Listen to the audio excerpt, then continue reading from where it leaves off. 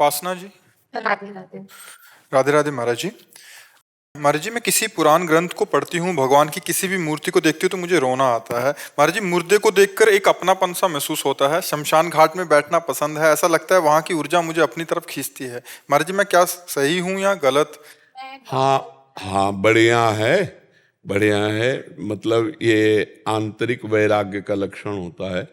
जैसे श्मशान प्रिय होना, खंडेर प्रिय होना, या जैसे मुर्दा को मतलब शांत है ना, उसमें कोई हलचल नहीं हो रही है, तो शांत और खंडेर आदि और जैसे श्मशान आदि ये प्रिय लगना मतलब संसार के राग की कमी है, वैराग्य की उत्पत्ति हो रही है, ये अच्छा है। पर स्त्री शरीर में ऐसा ना करना। जाते नहीं है, लेकिन ऐसा होता है कि अंदर से वो चीज ना महसूस होती है। हाँ, तो राग का नाश हो रहा है धीरे धीरे। जब वैराग्य की उत्पत्ति होती है ना, तो ऐसा ही मन होता है, इन्हीं स्थानों में प्रिय लगता है, क्योंकि इन स्थानों में शिक्षा मिलती है। नहीं महाराज जी, जैसे मैं बचपन से ना मुझे सपने नहीं आते, और जब आते हैं तो मुझे सिर्फ खंडर दिखते। देखो, हमें सपनों का कोई महत्व नहीं, हम तो जागृत का महत्व नहीं रख रहे हम तो जागृत की धज्जियां उड़ा रहे हैं, तो स्वप्न क्या है? ये जरूर है कि नाम जप करो, तभी इसकी सार्थकता है। अगर नाम जप नहीं करते हो तो इसकी क्या सार्थकता है? आप सोचो।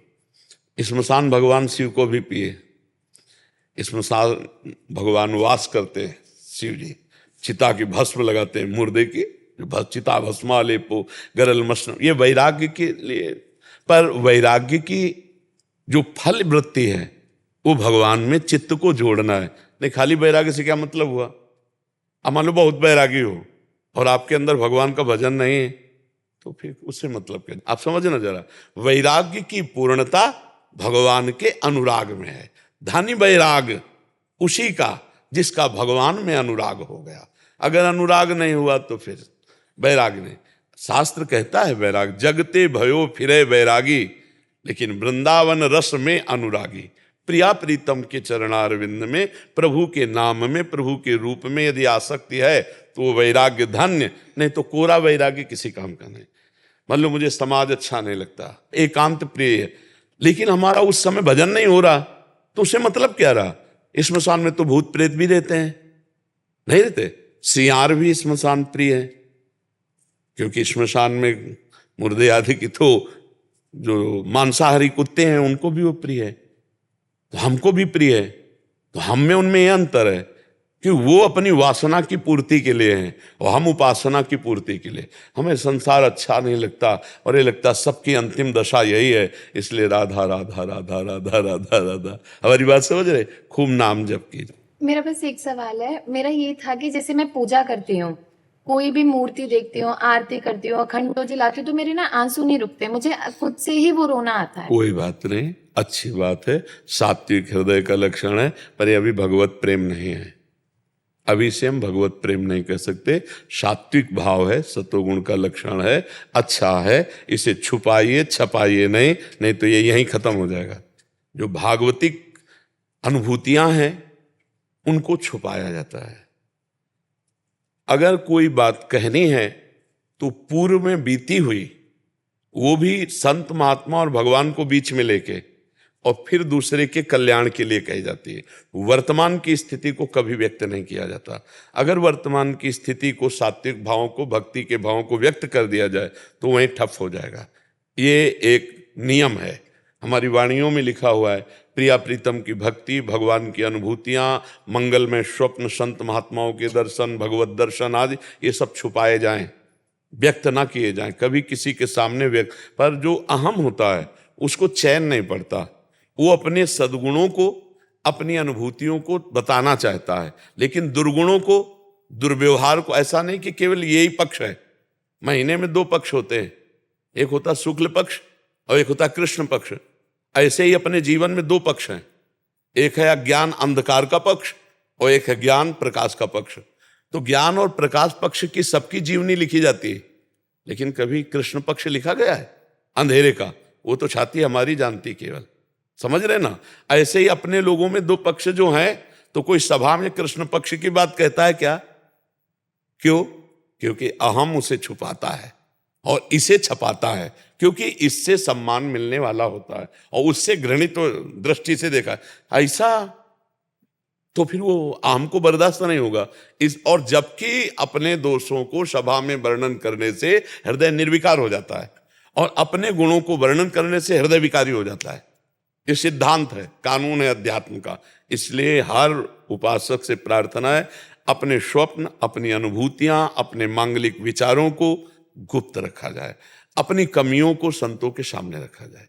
मैं जब साधन में बैठता हूं तो मुझे ये परेशानी होती, जो अच्छाई है वो तो गुप्त करो, परेशानी बोलो।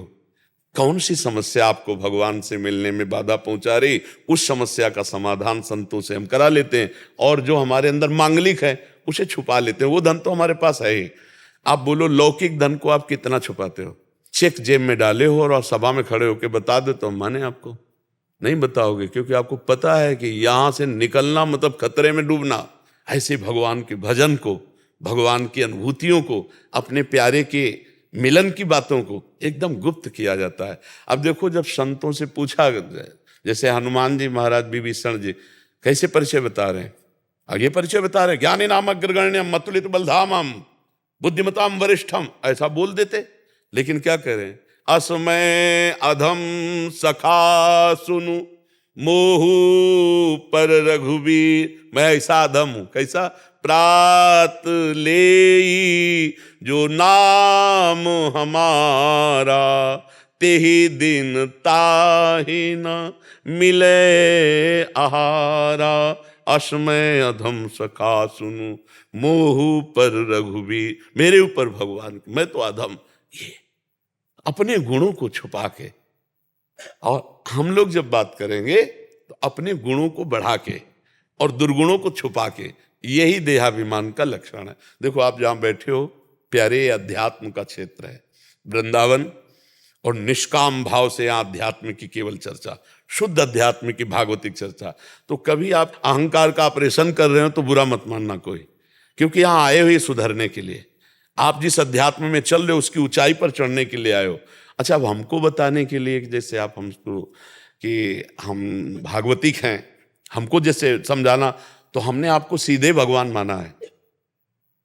हम आपको बता दें, हमारे सामने जो आता है वो मेरा सीधे भगवान होता है। इससे बड़ा पद आपको तो कोई दे नहीं सकता, सम्मान, ठीक है ना। आप प्रश्न ना करें, हमारे भगवान हैं, और आप अब प्रश्न करेंगे फिर आपको उत्तर मिलेगा, और जब उत्तर मिलेगा तो आध्यात्मिक होगा। ये वृत्ति हमारी अहंकार को पुष्ट करती है, जो हमें भगवान के मिलन में बाधा पहुंचाती है। हम सबको आंतरिक दुर्गुणों पर शासन करना है, मन और इंद्रिय और अहंकार, इस पर विजय प्राप्त करना है।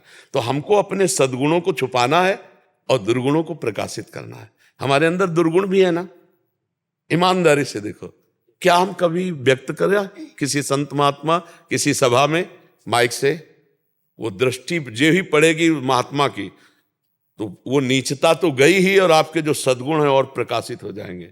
और जब हम अपने सद्गुण, तो उनकी दृष्टि वहां पड़ती है कि देखो देखो ये समझ नहीं रहा, जो कुछ भगवत प्रसाद से अच्छाई मिली उसको खो रहा है और बुराई को बढ़ावा दे रहा है। क्योंकि अहम जितना बढ़ेगा उतने बुराई जागृत हो जाएगी। संस्कृति मूल शूल प्रद नाना, सकल शोक दायक अभिमाना, ताते करें कृपा निधि दूरी, सेवक पर ममता अति भूरी। ये अच्छा क्या होता है कि लोग थोड़ा बड़ा ही चाहते हैं। वाह आपके अच्छे स्वप्न दें, वाह आपको भगवान की मूर्ति देख के रोना, धन्य जीवन आपका।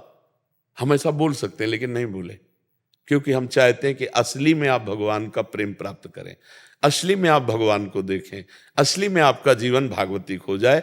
अभी त्रिगुण माया के अंतर्गत है, वास्तविक प्रेम त्रिगुणातीत होता है, वास्तविक भगवत साक्षात्कार त्रिगुणातीत होता है। शेखर भल्ला जी दिल्ली से। राधे राधे महाराज जी।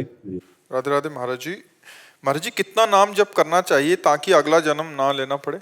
हर श्वास नाम श्वास दो विलक चलत है, इनको भेद नमो को भावे, श्वास ही नाम नाम ही श्वासा, नाम श्वास को भेद मिटावे, प्रत्येक श्वास में नाम, हो गया काम। श्वास श्वास सुमिरन करे, दुविधा रहे न कोई। अगर निरंतर नाम जब चल रहा है तो निश्चित भगवत प्राप्ति है। श्वासा श्वासा हर नाम सुमिरन का अभ्यास बना लो।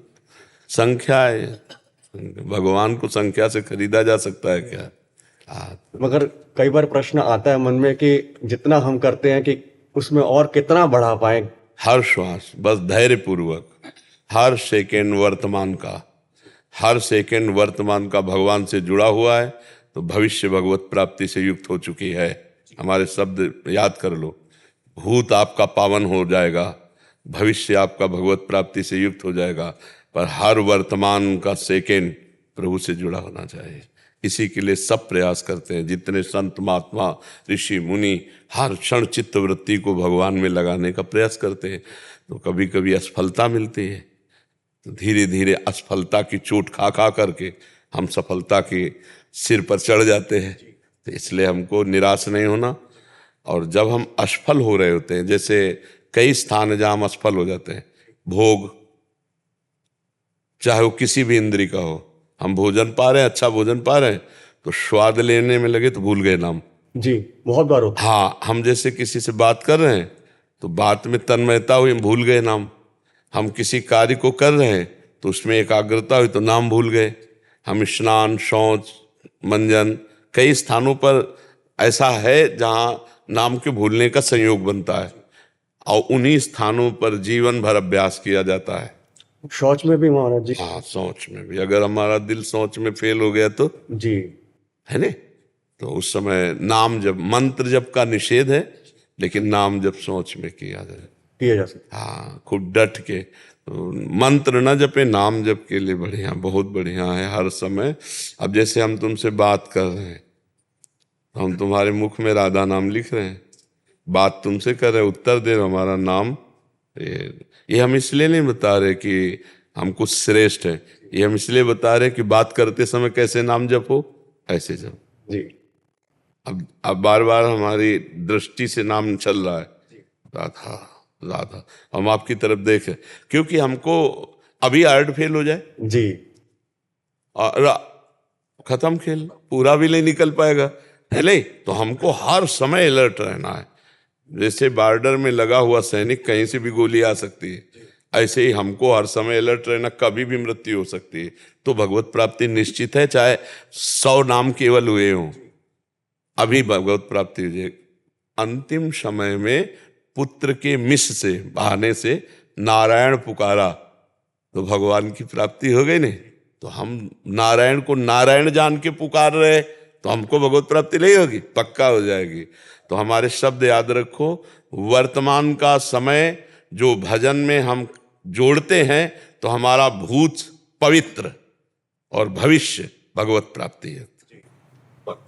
महाराज जी, भय बहुत लगता है, जैसे कई बार मन में नए नए प्रकार की नई नई बातें आती हैं, भविष्य। भय का कारण पाप है। जब तक पाप रहेगा तब तक भय रहेगा, चाहे वर्तमान का किया हुआ पाप हो या भूत का किया हुआ पाप हो। जब इतना भजन एकत्रित हो जाएगा कि आपका वर्तमान का चरित्र पवित्र हो गया, पाप नहीं हो रहे, और भूत का पाप भस्म हो गया, तो आप एकदम निर्भय, निशोक, निश्चिंत हो जाएंगे। जैसे देखो, अभी हम कोई पाप करें और आप भजन करने वाले की बात बता रहे हैं, जो भजन नहीं करते उनको ऐसा अनुभव नहीं होगा। आपसे कोई पाप बने तो आपका हृदय जलने लगेगा, बार बार वो ऐसा क्यों हो गया, एक अजीब सी घबराहट, एक अजीब सा चिंतन, बार बार वो पाप भस्म हो रहा है, जलन हो रही है, प्रायश्चित हो रहा है ना। तो ये पाप, भय, चिंता, उद्वेग, शोक, ये पाप के लक्षण होते हैं। ज्यादा पाप बढ़ जाए तो डिप्रेशन में पहुंचा दे। ये जो डिप्रेशन है ना, हाँ, ये पाप का ही फल है। निगेटिव चिंतन, कितना भी आपका जीवन संकटपूर्ण हो और आपका चिंतन पॉजिटिव हो, आप निकल जाओगे, हंसते हंसते निकल जाओगे। और कितना अनुकूल परिस्थिति हो और आपका निगेटिव चिंतन हो, बस मर गए। कितनी बुरी परिस्थिति हो, पॉजिटिव चिंतन, निकल गए। निगेटिव चिंतन, कितना भी प्यार करो, कितना दुलार करो, कितनी सब सुविधा दे दो, वो निगेटिव देखेगा। जैसे एक को 4 घंटे आपने समय दिया, बहुत प्यार किया, उसका निगेटिव चिंतन है, पुत्र हो, पत्नी हो, परिवार का कोई, 2 मिनट किसी से खड़े बात कर ली, अब वो अपने 4 घंटा प्यार को भूलकर 2 मिनट तुमने बात की, जरूरी थी, अब वो निगेटिव चिंतन, वो जलेगी, वो आपसे असंतुष्ट हो, अपने से असंतुष्ट। तो ये जो मलिन अंतःकरण है, ये निगेटिव चिंतन फेंकता है, और जो पवित्र अंतःकरण है वो पॉजिटिव चिंतन फेंकता है। पॉजिटिव चिंतन में कभी भी कहीं भी कोई परेशानी नहीं होती, वो हर परेशानी को अनुकूल बना लेता है। और जो निगेटिव चिंतन है वो हर अनुकूलता को प्रतिकूलता में देखने लगता है। तो इसलिए हम सबसे कहते हैं कि नाम जप करो, जिससे तुम्हारा निगेटिव चिंतन खत्म हो जाए, पॉजिटिव चिंतन आ जाए। देखो, आपका शरीर अस्वस्थ है जैसे, और आपका दिमाग स्वस्थ है तो आप आनंदित रहेंगे। आपका शरीर स्वस्थ है, सब अनुकूलता, लेकिन दिमाग आपका अस्वस्थ, दिमाग की बीमारी होती है ना, संशय, निगेटिव बातें, विपरीत भावनाएं, वो जलता रहता है अंदर से, वो असंतुष्ट रहता है, और पॉजिटिव में संतोष रहता है। तो हमें लगता है भगवान का आश्रय लेकर अपनी बुद्धि को पॉजिटिव बनाना चाहिए, अपने चिंतन को पॉजिटिव बनाना चाहिए। हम भय क्यों करें जब हम भगवान की शरण में हैं? तो जिस समय जो भय होगा, मेरे भगवान भयहारी हैं, भक्त भयहारी हैं, वो हमको सहयोग करेंगे, वो हमें बचा लेंगे। तो इस पॉजिटिव चिंतन से हम उसको काटें। भय आया नहीं और बेमतलब भयभीत होकर अभी हम वर्तमान में दुखी हो रहे हैं, तो निगेटिव चिंतन ही तो है ये। अरे जब भय उपस्थित हो और हम पॉजिटिव चिंतन करें कि भय क्या बिगाड़ लेगा, भगवान है ना मेरे साथ। अगर भय हमारे ऊपर टूट भी पड़ा है तो भी भगवान हमारी रक्षा कर लेंगे। जब वो नई सृष्टि की रचना कर लेंगे तो हमको बचा नहीं सकते प्रभु।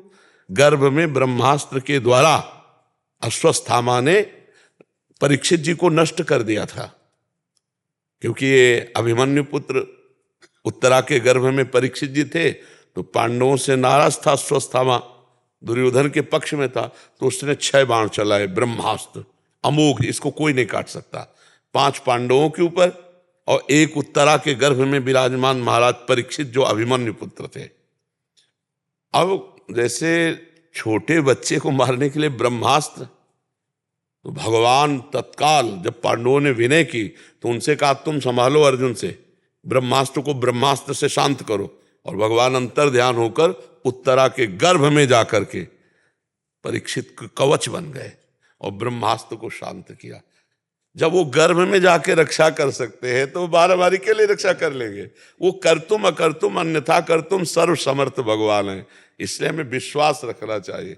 एक महाभारत जहां 18 अक्षौणी सेना थी, 11 अक्षौणी कौरवों की और 7 अक्षौणी पांडवों की, तो वहां पहले से तो कुछ था नहीं, अबे बड़े बड़े हाथी घोड़ा सब आ गए। वहां एक टिटीरी ने अंडे रखे थे, 2 अंडे। उसने कहा, हे परमात्मा, 18 अक्षौणी सेना, यहां युद्ध होगा, वो अंडे लेके हम जा नहीं सकते। टिटीरी पक्षी नहीं होता जो आकाश की तरफ चरण करके सोता है, पैर उल्टा सोता है। उसने भगवान से प्रार्थना की तो एक हाथी का बड़ा घंटा ऐसे गिर गया, पूरा युद्ध हो गया, 18 अक्षौणी सेना मर गई, लेकिन वो टिटीरी के अंडे। प्रहलाद जी को जब हिरण्यकश्यप ने विरोध किया भक्ति का, तो भगवान उसकी भक्ति को पुष्ट करने के लिए प्रहलाद जी नगर में विचरण कर रहे थे, तो देखा एक कुम्हारिन, जो पात्र बनाते ना कुम्हार, उसकी पत्नी ऐसे धरती में हाथ पटक पटक के, हे भगवान बचा लो, बड़ी गलती हो गई। प्रहलाद जी ने कहा, क्या हो गया माई?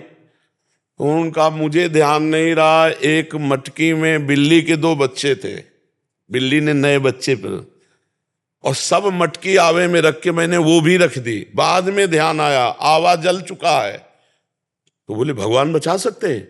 बोले, पक्का बच्चा, अगर भगवान कृपा कर दे तो बिल्ली के बच्चे बच जाएंगे, आवे में जलती हुई मटकियों के बीच में। तो उनका, कब आवा खोलोगे? बोले, कल। बोले, हम जब आवे तब खोलना।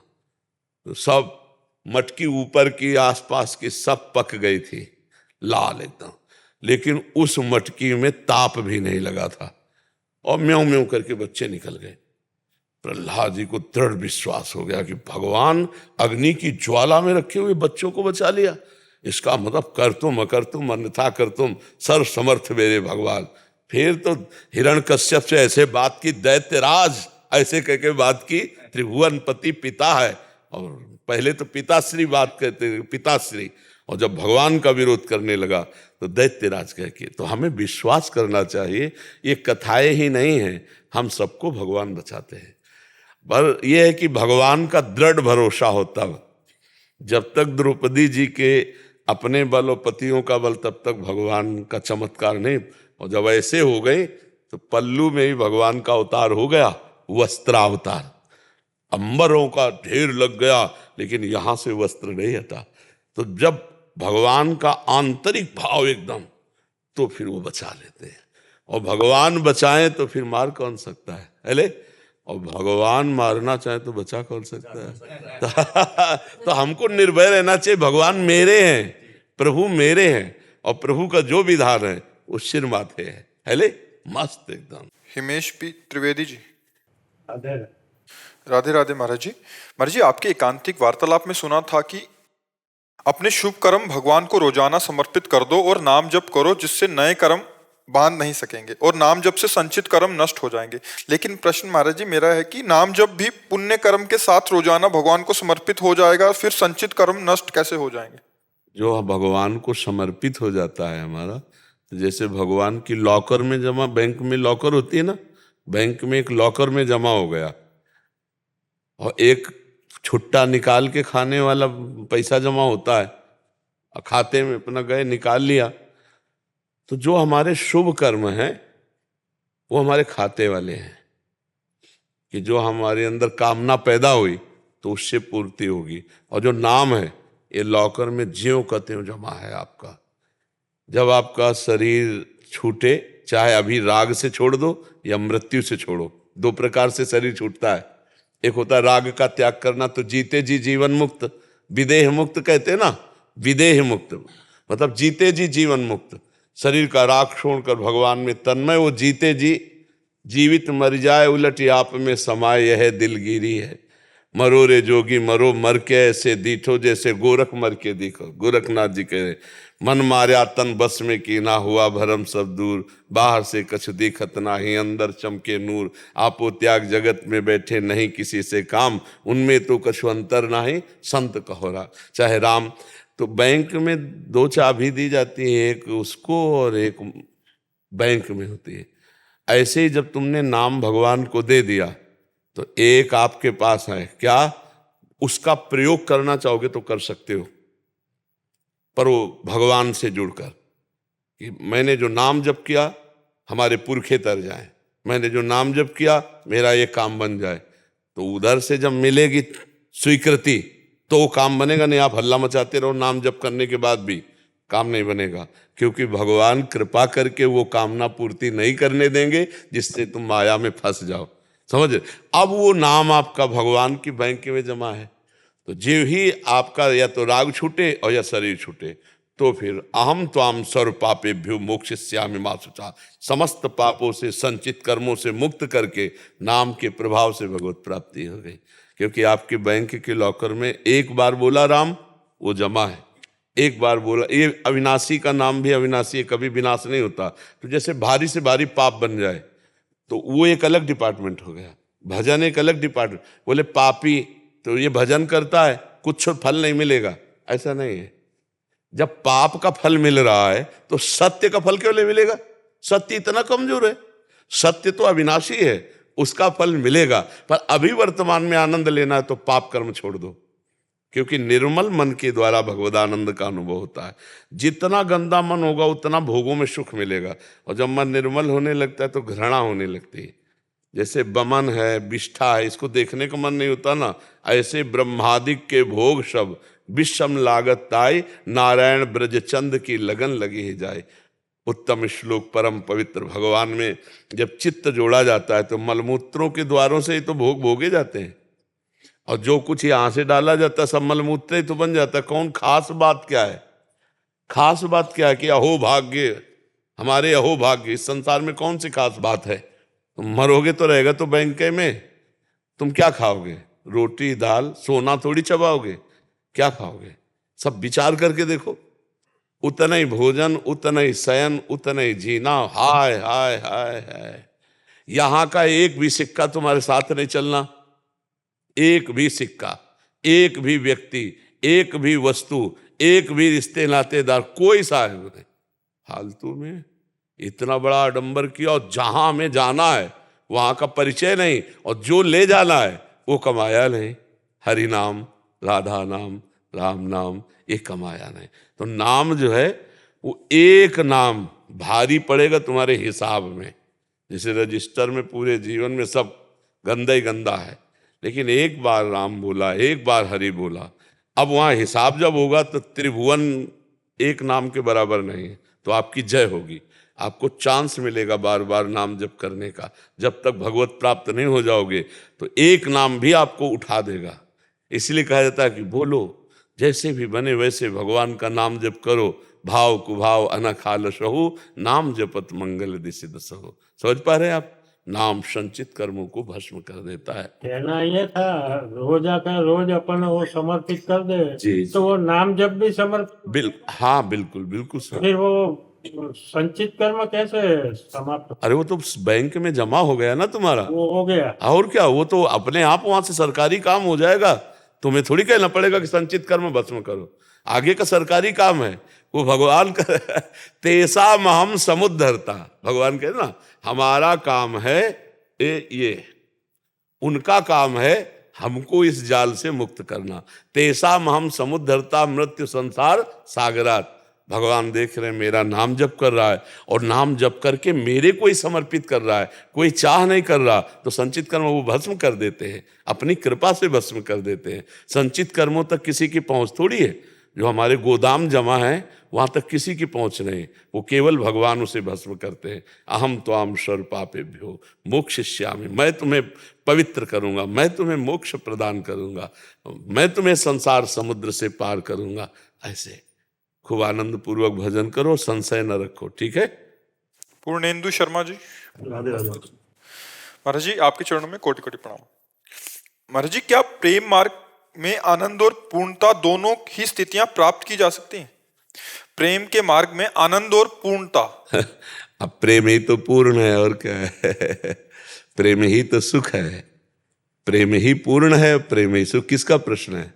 हाँ, प्रेम ही पूर्ण है और प्रेम ही सुख है। अगर आत्मरति नहीं, आत्मज्ञान है तो पूर्ण वो ज्ञानी नहीं है। रति माने होता प्रेम, आत्म प्रेम। आत्मज्ञान खूब है लेकिन आत्म प्रेम नहीं है तो अधूरा है, वो मोक्ष को प्राप्त नहीं होगा। जो आत्म प्रेमी है, आत्मवान है, वही प्राप्त होता है। ऐसे ही भगवान की भक्ति करे लेकिन भगवान से प्रेम नहीं तो कल्याण हो सकता है, लेकिन भगवान के समीप लीला में उनका सेवा पात्र बनना ये बहुत कठिन। प्रेम ढाई आखर प्रेम के पढ़े सो पंडित हो। पूर्ण ज्ञानी वही है जो प्रेमी है, और पूर्ण वही है जो प्रेमी है। चाहे जिस मार्ग में हो, प्रेम प्रेम ही पूर्णता है। प्रेम की ही स्थिति पूर्ण है। प्रेम नहीं तो अधूरा है, चाहे ज्ञानी हो चाहे भगत हो। भगत को भगवान में प्रेम, ज्ञानी को आत्म तत्व में प्रेम, आत्मरति। समझ पा रहे आप? प्रेम ही पूर्ण, पर है कठिन। संसार से राग होना सरल है, भगवान से प्रेम होना कठिन है, क्योंकि हम भगवान को देखते नहीं हैं और जल्दी स्वाद नहीं आता भगवान का। यद तग्रे विस्मयु परिणामे अमृतोपमम, जिसका शुरुआत विष जैसा लगे परिणाम अमृत जैसा, उसे भगवदानंद कहते हैं।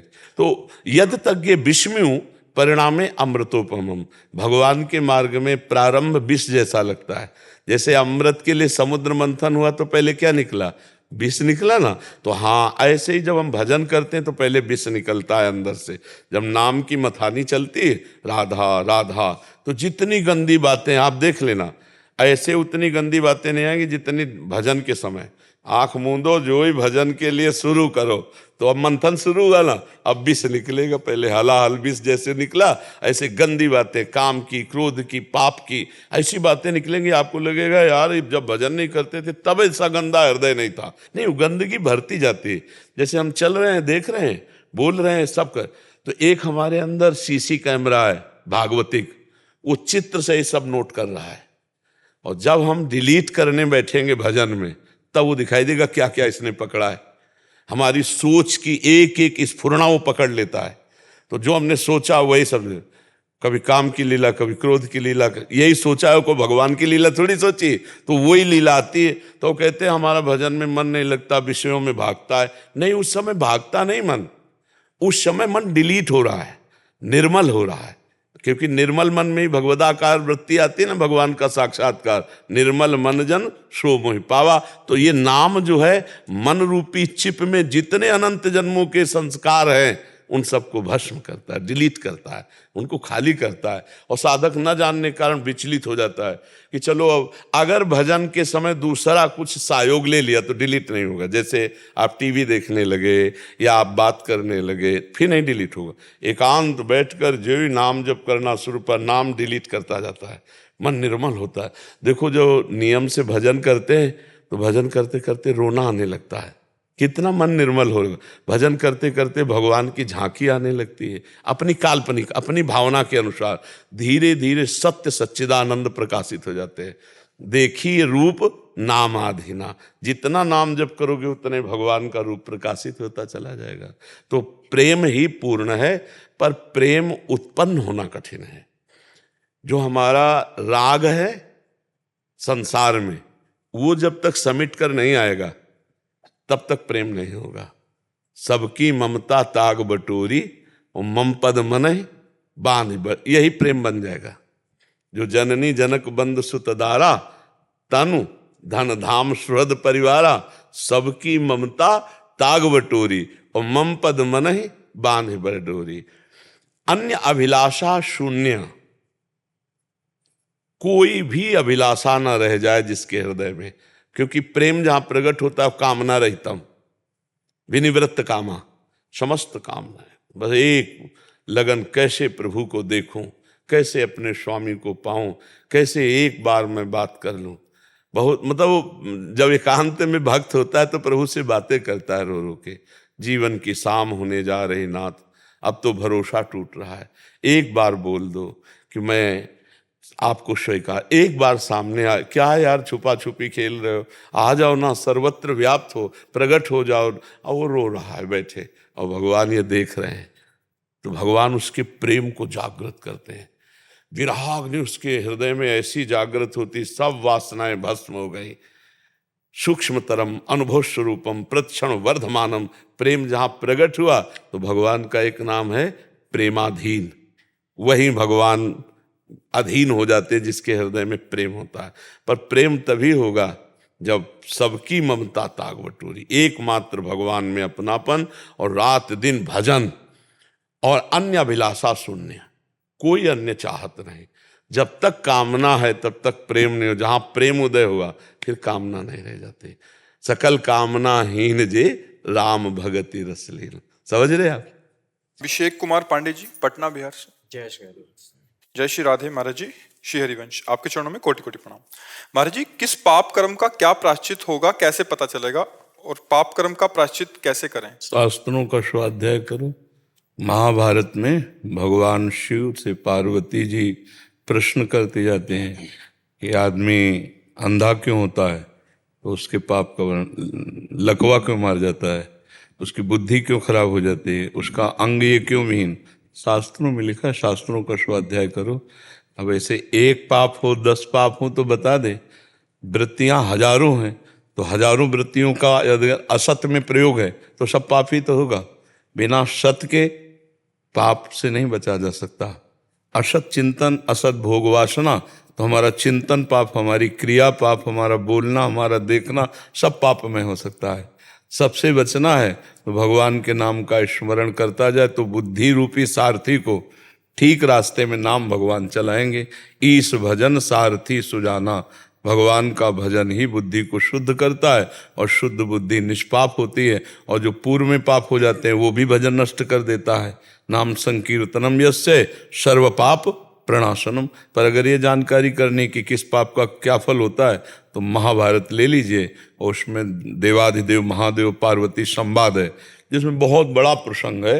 सब में कौन सा पाप करने का क्या फल होता है, भ्रूण हत्या, गर्भ हत्या, इनका सबका क्या दंड मिलता है, सब लिखा हुआ है।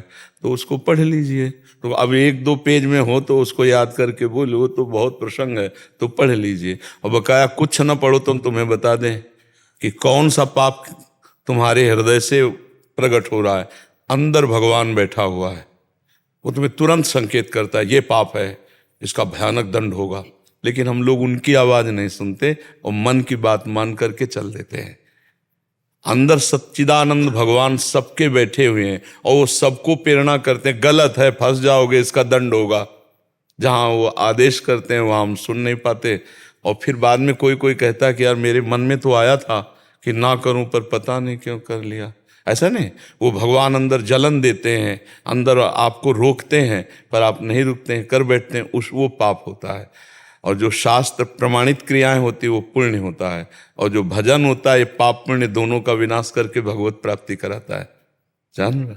तो अगर अपने धर्म का ज्ञान करना है तो वेदो नित्य मधीयताम, रोज शास्त्रों का स्वाध्याय करो। संगा सत्सु विधेयताम, महापुरुषों का संग करो। और महावाक्याशर विचारताम, जो महावाक्य संतों के हैं उन पर विचार करो। और एकांते सुखमाश्यताम, एकांत में बैठकर भगवत चिंतन करो। क्षुद्ध व्याधि चिकित्सताम, पवित्र अन्न के द्वारा प्राणों का पोषण करो, तो अभी भगवान के मार्ग के पथिक बन जाओगे। पाप का कोई सवाल ही नहीं उठता। जो उठे हैं, हमसे हुए हैं, वो भगवान कृपा करके नष्ट कर देंगे। नहीं, बहुत बड़ी दुर्गति है जीव की। वो देखने में जैसे घटनाएं हैं ना, तो लगता है दूसरों पे हो रही, मेरे पे तो होनी नहीं है, क्योंकि हम नहीं, वो अपने ऊपर भी है। आदमी मस्ती से जा रहा है, अपने साइड से जा रहा है, अब ड्राइवर का कंट्रोल चिथड़ा उड़ गए, एक पाप का कर्म आया, उसको नष्ट कर दिया। वो बैठे चाय पी रहा, पीछे से दीवार गिरी, दब के मर गया। मतलब जरा जरा से कितनी घटनाएं, शास्त्रों लाखों घटनाएं, ये सब अपने अपने कर्म का भोग भोगना होता है। और मनुष्य शरीर बना ही दो से है, पाप और पुण्य से। तो सबके जीवन में 2 घटनाएं घटती, विपत्ति संपत्ति, सुख और दुख। इसी से मुक्त होने के लिए अध्यात्म है। संपूर्ण विपत्तियों का नाश, संपूर्ण दुख का नाश, एकमात्र आनंद ही आनंद। पाप अगर है तो संपूर्ण शब्द नहीं लगेगा, और पाप जहां खत्म हुआ तो फिर दुख है ही नहीं। आनंद है, भगवान का स्वरूप आनंद में और अपना स्वरूप आनंद में। नहीं, ईश्वर अंश जीव अविनाशी, चेतन अमल, सहज सुख राशि। सुख राशि सहज, सहज में सुख, जिस सुख को जान लेने पर समाधि लग जाती है। शंकर सहज स्वरूप संहारा, लाग समाधि अखंड अपारा। तो ईश्वर अंश जीव अविनाशी, चेतन अमल, सहज सुख राशि। सहज सुख अपना स्वरूप है, और अपने जो अंशी हैं, जो आनंद सिंध सुख राशि, वो भी सुख राशि है ना। सुख राशि का बच्चा सुख राशि ही तो होगा। तो हम सुख राशि हैं, लेकिन पाप कर्म करके दुख में फंस गए। देखो लोग जब जीवों को उबालते हैं, भूंजते हैं, काटते हैं, उनमें भी तो भगवान है, चैतन्य परमात्मा है। अब आप जो पाप कर रहे हो अब तुम्हें भूंजा जाएगा। तो हम तो कई बार एकांतिक में कहा है कि भगवान जानते हो कैसे भूंजते हैं?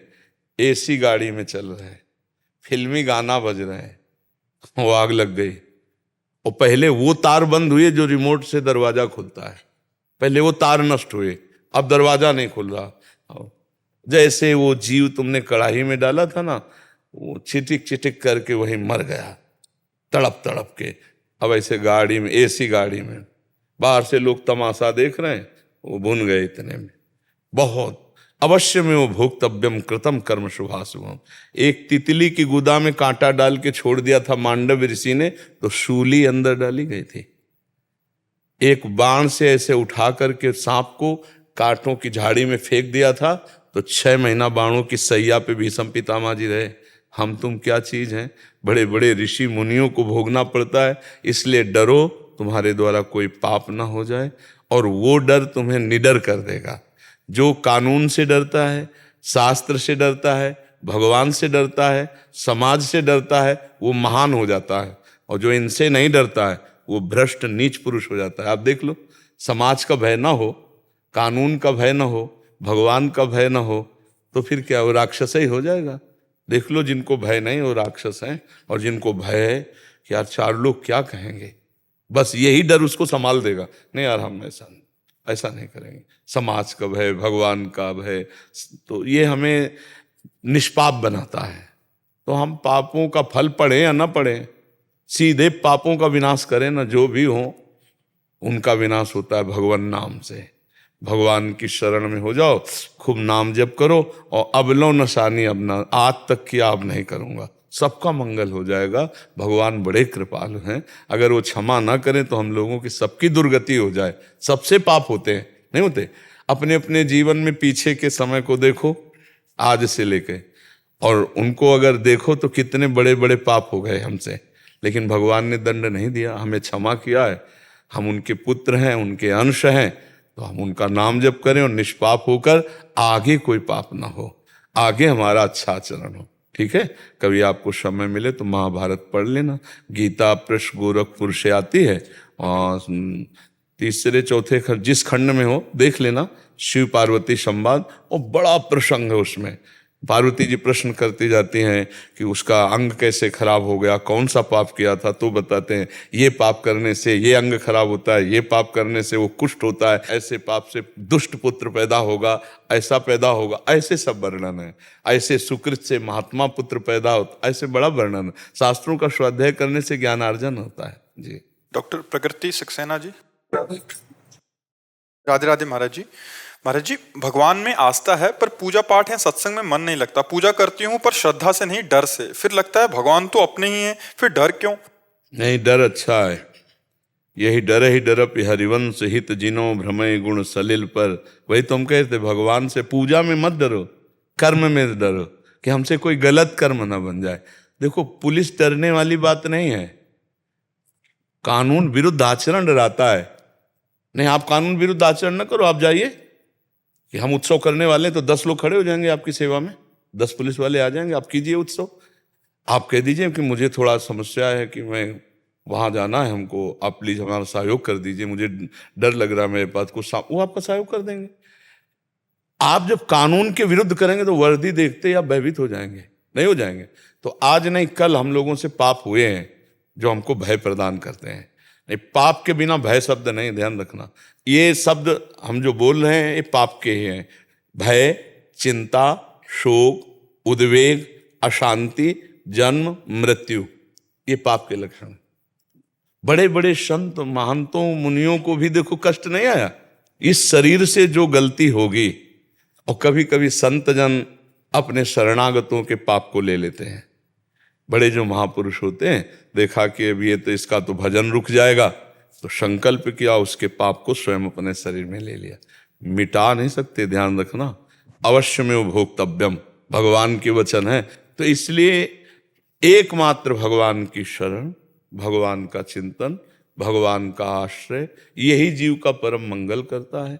ना इधर उधर किसी की दृष्टि दो कि कोई तुम्हें सुधार सकता है, कोई तुम्हें सुधरना पड़ेगा।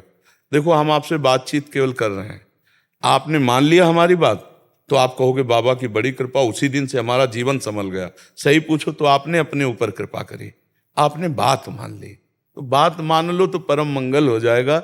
ये जीवन भगवान के लिए, हमारे दिमाग में केवल एक ही बात है, जीव चाहे जैसे राधा राधा बोल दे, बस उसका मंगल हो जाएगा।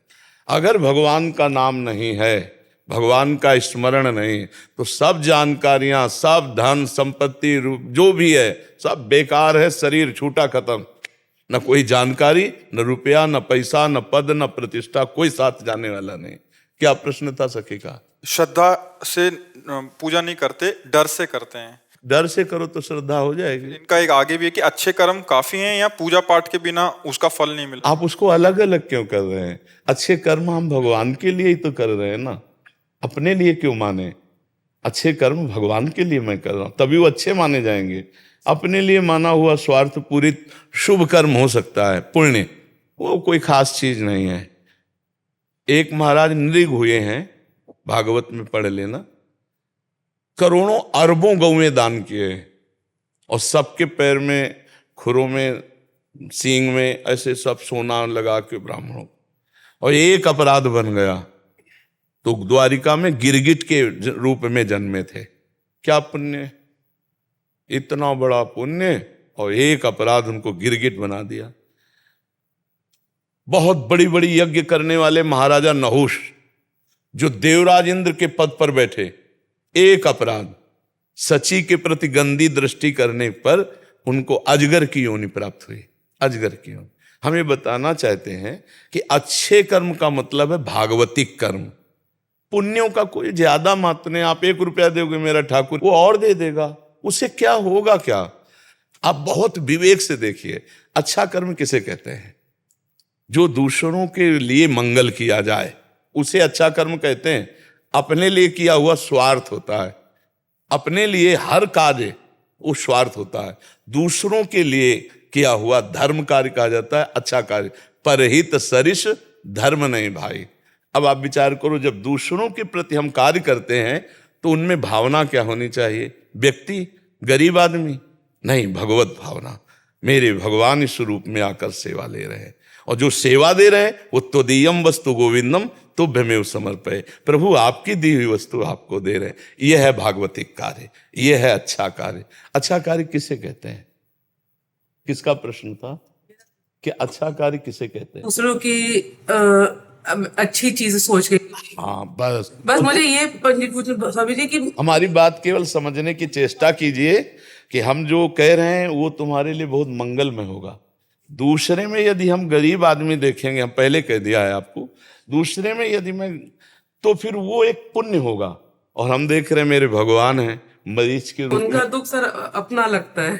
मैं डॉक्टर ही हूँ। मरीज को भगवान मानना ये डॉक्टर की सबसे बड़ी पूजा है। उसको गरीब नहीं देखना।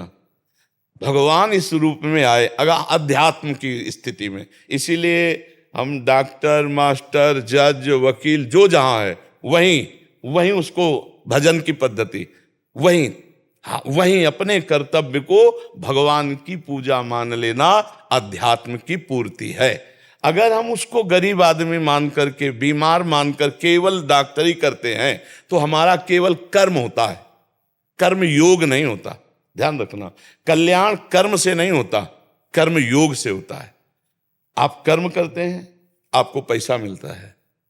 कर्म योग करेंगे तो पैसा भी मिलेगा और भगवान भी मिलेंगे। कितना बढ़िया लाभ हो गया। केवल उस मरीज में भगवत भावना करनी। मेरे प्रभु इस रूप में पधारे, जो प्रभु ने मुझे ज्ञान दिया उसके द्वारा मैं उसका दुख दूर कर रहे। जो सामने आया हुआ प्रभु बढ़िया मंगल हो गया। अध्यात्म भगवत भाव सिखाता है। अगर अच्युत भाव, भगवत भाव नहीं है तो हर कार्य आपका व्यर्थ है। हर कार्य ऊंचा से ऊंचा, क्योंकि उसका होगा पुण्य, और पुण्य से मिलेंगे ऊपर के लोग। तो आ ब्रह्म भूनान लोकान पुनरावर्तिनो अर्जुन, ब्रह्म लोक तक तो परिवर्तन ही परिवर्तन नाशवान है। आ ब्रह्म स्तंभ पर्यंतम सर्वम मायामयम जगत। तो लाभ क्या मिला? और अगर हम भगवान की भावना करके एक कुत्ते को भी रोटी डाल देते हैं तो वो भी भगवत प्राप्ति के योग्य कार्य बन गया। हमारी बात को समझना। नामदेव जी ने जब कुत्ते में भगवान की भावना करके रोटी दी तो वहीं विट्ठल भगवान प्रकट हो गए। तो हमें जीवन मिला है भगवत प्राप्ति के लिए। तो भगवत प्राप्ति कैसे होगी? जो भगवान ने हमें कार्य दिया है, जो कार्य, किसान हो, व्यापारी हो, जो भी आप कार्य कर रहे हो, उसे अपने धर्म के अनुसार करो और उसे भगवान को अर्पित कर दो। और जितना बन सके नाम जप करो। आप गृहस्थ में होते हुए भी महात्मा हैं। अच्छा, इसमें कोई परेशानी की जरूरत नहीं, इसमें कोई परेशानी की जरूरत नहीं। जैसे आप डॉक्टर, भगवान ने आपको ज्ञान दिया है, हजारों मरीजों के दुख का निवारण करने की योग्यता आप में है। अब आप पैसे की प्रधानता न रख के भगवत भाव रखें। तो जहां अर्थ की प्रधानता है, वो चाहे जितना तुम कर्म करो, वो दो ही श्रेणी में रहेगा, शुभ और अशुभ। और जहां भगवत भाव की प्रधानता है, वो शुभ अशुभ को विध्वंस करके वो कर्म योग बन गया। और कर्म योग भगवान से सीधे जुड़ाता है। तो काम तो वही कर रहे हो, भगवान से जुड़ गए, कितनी बढ़िया बात हो गई। तो इसलिए हर कर्म भगवान को समर्पित करें, हर कर्म भगवत भाव से करें। और हर कर्म में जो भी हम सेवा कर रहे हैं वो भगवान की दी हुई बुद्धि या वस्तु से कर रहे हैं। बढ़िया, एकदम निष्काम, अहंकार रहित वो महात्मा है। चाहे वो किसान हो, चाहे व्यापारी हो, चाहे डॉक्टर हो, चाहे वकील हो, चाहे जज हो, कोई भी हो, अपने कर्तव्य का पालन। दो बातें जिसमें आ गई वो नष्ट हो जाएगा, प्रलोभन या भय। भय या प्रलोभन। कैसा भय? आप इस मरीज को हटाइए, समाप्त कीजिए। अब कुछ भी हो जाए, वो मरीज तुम्हारे लिए भगवान, उसकी रक्षा करना, उसकी सुरक्षा तुम्हारा है। कानून का सहयोग लो, हर सहयोग लो, डरो मत एकदम, नहीं तो आप अपने धर्म से चूक कर बैठेंगे। और प्रलोभन, ये रुपया लो। एक डॉक्टर साहब आए थे, उन्होंने कहा था हमारे पास कितने ऐसे लोग आते हैं जो अपने परिवार वालों को मारने के लिए ऐसे जहर की आकांक्षा करते हैं जो 2 महीने, 3 महीने, 4 महीने में धीरे धीरे मार दे, और बड़ी मोटी रकम मिलती है। क्या वो लेना पाप है? तो हम कहा आप बताओ जरा विचार करके। हमसे पूछ ले, आप ही बताओ, आप ही बताओ। तो बोले है तो गलत। तो हम कहा फिर चूक मत करना। तो ये आप जो अच्छे कार्य हैं वो भागवतिक कार्य में तो कर्मयोग बन जाएगा, भगवान की प्राप्ति हो जाएगी।